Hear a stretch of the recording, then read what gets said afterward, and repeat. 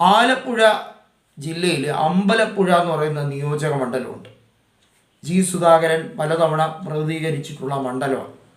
അവിടെ ഇപ്പോൾ CPIM-ൻ്റെ എച്ച് സലാമാണ് അവിടുത്തെ ജനപ്രതിനിധി. ഈ എച്ച് സലാമും ജി സുധാകരനും തമ്മിൽ കണ്ടാൽ പോലും മിണ്ടത്തില്ല. പൊരിഞ്ഞ അടിയും അഭിപ്രായ വ്യത്യാസവും ഒക്കെയാണ്.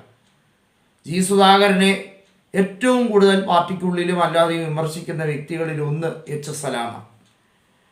ഇപ്പോൾ അവിടെ UDF-ന് വലിയ രീതിയിലുള്ളൊരു മേൽക്കൈ ഉണ്ടാക്കിയെടുക്കാൻ കഴിയുന്ന സാഹചര്യമാണ്. നമുക്കറിയാം, അമ്പലപ്പുഴയിൽ UDF-ൻ്റെ സ്ഥാനാർത്ഥിയായിട്ടുള്ള KC വേണുഗോപാൽ ആലപ്പുഴ ലോക്സഭാ മണ്ഡലത്തിൻ്റെ കീഴിലുള്ള ഈ സെഗ്മെൻറ്റിൽ ലീഡ് തന്നെയാണ് ചെയ്തത്.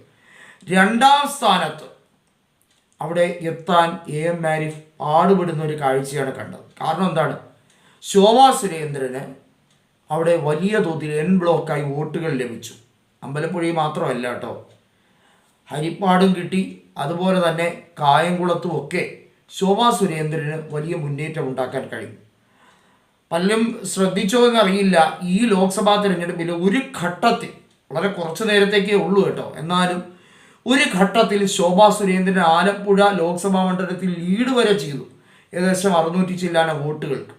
അത് ഈ അസംബ്ലി സെഗ്മെൻറ്റുകളിൽ പല ബൂത്തുകളിൽ ഉള്ള ലീഡ് വൈസ് കണക്കുകൾ നോക്കുമ്പോൾ പുറത്തു വന്ന ഒരു എഡ്ജാണ്. മാത്രമല്ല, AM ആരിഫ് കഴിഞ്ഞ തവണ ആകെ പാർട്ടിക്ക് വേണ്ടി ജയിച്ച ഒരേ ഒരു CPIM-ൻ്റെ കാൻഡിഡേറ്റ് ഇത്തവണ അതിദയനീയമായാണ് പരാജയപ്പെട്ടത്. ആലോചിക്കണം, ശോഭാ സുരേന്ദ്രൻ്റെ മുമ്പിലായിരുന്നു ശരിക്കും മത്സരം. KC വേണുഗോപാലും AM ആരിഫും തമ്മിൽ നേർക്കുനേരാണോ എന്ന് പോലും പറയാൻ പറ്റാതെ AM ആരിഫ് രണ്ടാം സ്ഥാനത്തിന് വേണ്ടി കിടന്ന് പൊരുതുന്ന ഒരു കാഴ്ചയാണ് ഇത്തവണ കണ്ടത്. എച്ച് സലാമിനും പണി പിറകെ വരുന്നുണ്ട്. ലിജു ആണ് ഇത്തവണ അമ്പലപ്പുഴ മത്സരിക്കുന്നതെങ്കിൽ ലിജുവിന് ഏറ്റവും കുറഞ്ഞത് 10,000 വോട്ടിൻ്റെ എങ്കിലും വിജയം സുനിശ്ചിതമാണ്. ജി സുധാകരൻ ലിജുവിന് വേണ്ടിയുള്ള പ്രവർത്തനങ്ങൾ തുടങ്ങിക്കഴിഞ്ഞിരിക്കുകയാണ്. ലിജുവിന് എല്ലാ രീതിയിലുള്ള ഐക്യദാർഢ്യവുമായി വരികയാണ്. നമുക്കറിയാമല്ലോ, ജി സുധാകരൻ പരാജയപ്പെടുത്തിയിട്ടുള്ള കോൺഗ്രസിലൊരു പ്രമുഖനായിട്ടുള്ള, ഒരു സൗമ്യനായിട്ടുള്ള, ജനകീയനായിട്ടുള്ള നേതാവാണ് ലിജു. താഴെത്തട്ടിൽ നല്ല രീതിയിലുള്ള പ്രവർത്തനമുണ്ട്. ജി സുധാകരൻ ആയതുകൊണ്ടാണ് ലിജുവിനെതിരെ ജയിച്ചത് പോലും. ലിജുവിൻ്റെ അല്ലാതെ മേന്മയില്ലാത്തതുകൊണ്ടോ ലിജുവിന് ജനങ്ങളുമായുള്ള സ്വാധീനമില്ലാത്തതുകൊണ്ടോ ഒന്നുമല്ല. ജി സുധാകരൻ എന്ന അഗ്രഗണ്യൻ്റെ മുമ്പിൽ പിടിച്ചു നിൽക്കാൻ കഴിഞ്ഞില്ല. എച്ച് സലാമിന് ഗ്രൗണ്ട് അനുകൂലമല്ല.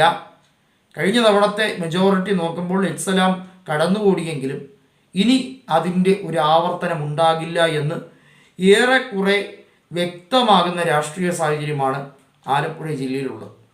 അത് അമ്പലപ്പുഴയിൽ മാത്രമല്ല കേട്ടോ, പല സെഗ്മെൻറ്റുകളിലും അങ്ങനെ തന്നെയാണ്.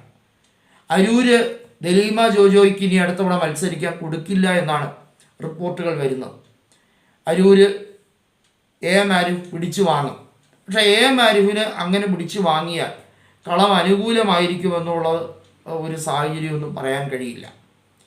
കഴിഞ്ഞ തവണ ദലീമ ജോജോ 7,000 വോട്ടുകൾക്ക് ജയിച്ചു. നമ്മൾ ഓർക്കണം, AM ആരിഫ് ലോക്സഭാ തിരഞ്ഞെടുപ്പിൽ അവിടെ ജയിച്ചു പോയപ്പോൾ 2019 ജയിച്ചു പോയപ്പോൾ ബൈ ഇലക്ഷൻ വന്നപ്പോൾ അവിടെ 2,000-ഓളം വോട്ടുകൾക്ക് CPIM-നെ തോൽപ്പിച്ചുകൊണ്ടാണ് ഉപതിരഞ്ഞെടുപ്പിൽ ഷാനിമോൾ ഉസ്മാൻ വിജയിച്ചത്.